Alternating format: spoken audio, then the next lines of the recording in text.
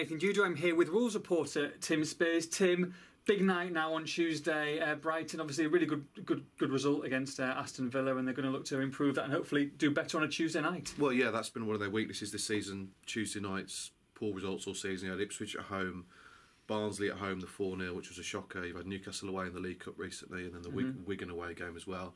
So, I mean, it can't just be a coincidence. They play such kind of a high pressure. Tempo, big game, atmosphere. Took the words right out of my mouth, exactly. Yeah. On a Saturday, and then on the Tuesday they're just failing to replicate that at the moment. So that's going to be a really big thing for them tomorrow. After such a great performance on Saturday, only yielded 1 point.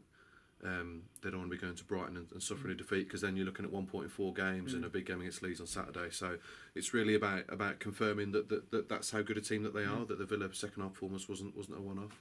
You look at the likes of Wigan, so-called smaller teams, and maybe there's a trip up there, but at the same time you go to Brighton, they are a big team, aren't they? I mean, they're at the top 6 and looking for promotion again this year. They're an excellent team with an excellent manager. You fully expect them to be in the top 6 this season. Very difficult place to go.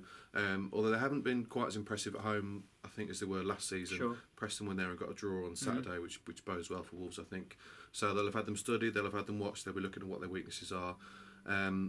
And the key for Zenga is going to be his team selection, I think. You know, does he make several changes? Does he go with the guys that did so well on Saturday? I mean, we saw Bodvarsson and Costa come off in the second half, and Onyege as well, so maybe they'll be a little bit fresher. But he's got loads of players who could come in, the likes of Silvio, Ola John, Jed Wallace weren't even on the bench on Saturday. Paul Gladden? Don't start on Gladden. Okay. Teixeira didn't come off the bench as well. I fully expect him to come in. So he's just said in the press conference, he wants honesty from his players as to whether they're ready to play or not. You know, he's been asking them today, are you too tired, are you going to play? And of course they're going to want to play. So it's about making that kind of cold hard judgment as to whether they can give this 100% effort for 90 minutes, because Wolves have been lacking that this season. They've either been a first half team or a second half team. They haven't really put it together for a full 90 yet, except for the Reading game. So they need to start doing that. It was quite nice, the line in the press conference where he said he knows his players a lot better now. The first couple of weeks, are you good? Yeah, I'm good. Yeah. Now he can see whether they are good or whether they're not ready to go, and I think that's important, and that's what happened after spending a couple of months with the guys. Yeah, exactly. Well, he said it time and again. You know, he's been having a pre-season for the past couple of months, hasn't he? And he's been with them, 2.5 months now, and now he's finally starting to get to know them properly, and it'll still take a few more months. Of course it will, absolutely. So they're all on a learning curve. I think they've done pretty well up to now to get the amount of points that they have, and they've showed a lot of promise, and Zenga keeps talking about it. It's now about that consistency and producing it week after week. I think he's pretty close to knowing his best 11 now. So I'm really looking forward to the game and seeing how they get on. I think the first 20 minutes will be really important. If they go a goal down early on, I think you'd worry about them after them giving so much energy on Saturday. Sure. But yeah, I would expect a few changes. Really look forward to seeing how they do. You don't think there's a temptation there to keep that second half performance maybe and just see if it carries on into that first half against Brighton? I guess it doesn't really work like that though, does it? I know. That's a line that Zenga trots out as well. Every game's a different story. Every game's got a different narrative. It will be a completely different occasion. I think the Wolves are only taking 700 or 800 fans, for example. Yeah. You can't imagine it's going to be a full house. You can't imagine the atmosphere is going to be rocking like it was on Saturday when everybody kind of raised their game and got involved in it. It was a feisty and really entertaining derby. So it's up to Zenga to lift the players, to choose which players are going to be on it for 90 minutes.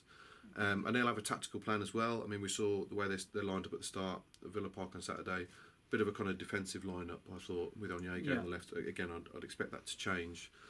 And maybe we'll see the midfield move around a bit as well, but I definitely expect to see Teixeira coming in. Any injuries or anyone not travelling? Mason's out. He's just said I think he's just got a niggling problem. He's missing that game. Lee Evans isn't back yet. Apart from that, no fresh injury worries. I mean, Nuadika might be one to come in as well. Yeah, of course. Yeah, maybe get the first start. He's looked sharp in his 2 substitute appearances. No, I know he's had 2 chances and not convinced on them both, but he's getting in the right positions. He just needs that goal, doesn't he? Like you say, he's getting in the right position. That's the most encouraging thing. Yeah, and his acceleration looks good, and he flew into a couple of tackles on Saturday as well. So I think his confidence is there. It's just about getting rid of that rustiness in front of goal. But a goal in a first team game will do that. I mean, we saw in the Crew Checkatrade game. He hasn't lost his finishing ability. No. So, and with Mason out, maybe it depends on the formation. I mean, he hasn't played 4-4-2 for a little while now, but Bodvarsson and Mason linked up really well at the start of the season. Yeah. I think there's a lot of promise in the Bodvarsson-Dicko partnership. It's one that a lot of fans want to see as well. So maybe we'll see how it goes. Like I said, Brighton a very very difficult side to break down. I think they take a point right now, but they've certainly got the options off the bench, as we saw on Saturday, and the attacking creative flair to hurt any team in this division. And we shall be there at the Amex tomorrow night. For all the build-up on this one, make sure you log on to expressandStar.com.